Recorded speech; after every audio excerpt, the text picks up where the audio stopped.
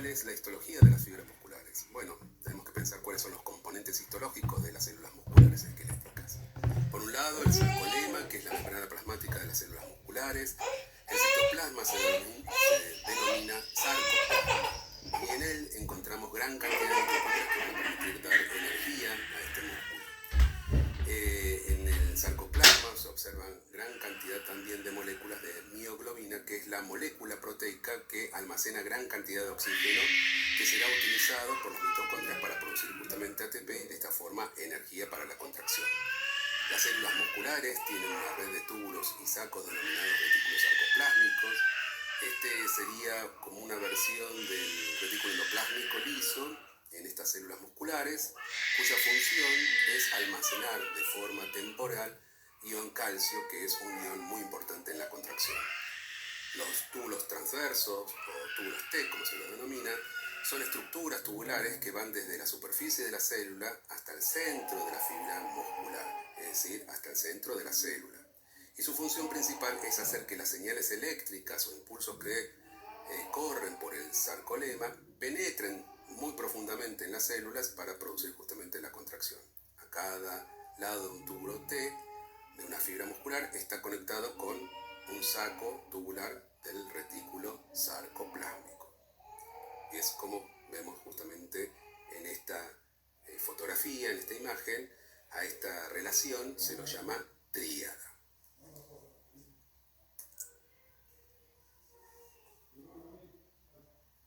¿Cómo están formados las estructuras microscópicas del músculo estriado? Esto nosotros lo denominamos miofilamentos. Existen dos miofilamentos, los filamentos finos y los filamentos gruesos. Estos filamentos están formados por proteínas contráctiles que son la actina, la miosina, la tropomiosina y la troponina. Todas estas estructuras conjugadas y ensambladas forman la unidad funcional que nosotros denominamos sarcómero. El sarcómero es la unidad funcional de la contracción muscular. En esta imagen vemos un segmento, una fracción justamente del músculo, de la fibrilla muscular, donde vemos justamente el segmento de la unidad funcional que es el sarcómero, que se define a partir de dos estructuras histológicas que se llaman disco Z. De disco Z a disco Z encontramos justamente esta unidad. Como ustedes pueden ver, ahí se puede ver lo que es el filamento fino, ahora vamos a ver de qué se trata, y el filamento grueso, y cómo se van encastrando entre sí para permitir el movimiento y eso que lleve a la línea media, nosotros llamamos línea M, que va a permitir justamente acortar la longitud de esta fibra muscular. ¿Qué necesitamos para que se produzca la contracción de una fibra muscular esquelética? Bueno, obviamente primero necesitamos una neurona que estimule a este músculo. La liberación de la sustancia química, que es un neurotransmisor, que es la acetilcolina. Vamos a necesitar un receptor específico para esta acetilcolina en la membrana plasmática de la fibra muscular. Los receptores se llaman nicotínicos y muscarínicos, ¿sí? O receptores específicos de acetilcolina. El ion calcio como un ion fundamental para la contracción. Miofilamentos de actina, miosina, troponina y tropomiosina formando filamentos gruesos y delgados como vimos recién.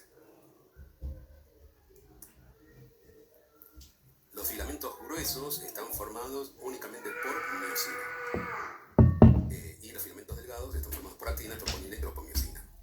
Los filamentos gruesos, formados por miosina, tienen una forma de palo de golf. Las colas de miosina están separadas entre sí y forman un eje del filamento grueso, mientras que las cabezas de los palos de golf se proyectan hacia afuera desde la superficie del eje y se denominan cabeza de la miosina. Como les decía, los filamentos delgados se componen por actina, troponina y tropomiosina.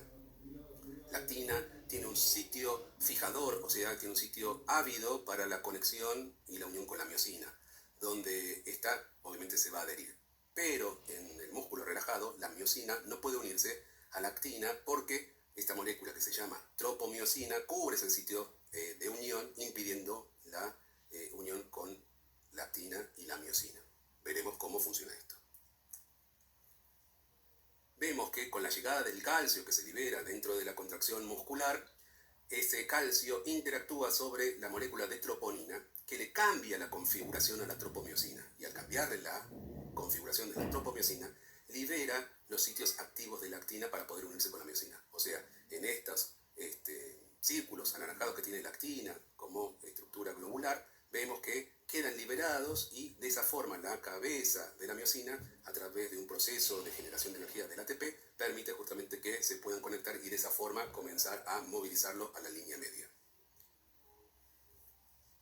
En esta imagen podemos ver justamente cómo la generación del ATP a partir de ADP más fosfato permite el movimiento de esa miosina para que se pueda unir al sitio activo de la actina y de esa forma llevar esa cadena de actinas a la línea media, línea M, y de esa forma acortar el tamaño de la fibra muscular.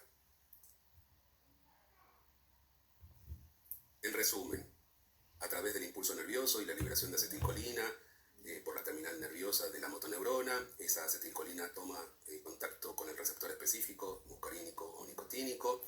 Este es un canal en realidad iónico que permite la entrada de sodio y eso hace que cambie la polaridad, o sea, la electricidad interna del músculo. Esto permite que a partir del retículo sarcoplásmico se libere gran cantidad de calcio y ese calcio es el que interactúa con la troponina, que va a cambiarle la configuración de la tropomiosina y de esa forma el sitio activo de la actina se pone en contacto con la miosina, produciéndose la contracción muscular. Una vez que esta contracción muscular se realiza, dentro del retículo sarcoplásmico se anulan justamente la salida de calcio y comienzan a generarse y activarse las bombas transportadoras de calcio hacia el interior.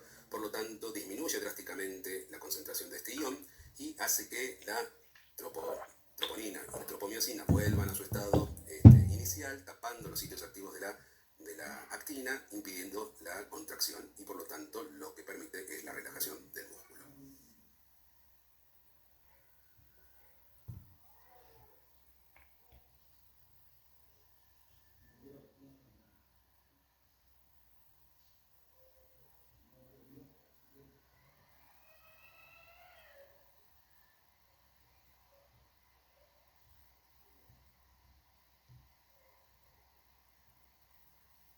La pregunta que les dejo para que ustedes puedan averiguar es cómo será la contracción del músculo liso visceral, porque sabemos que las estructuras son parecidas pero no son iguales y por lo tanto tienen otra fisiología.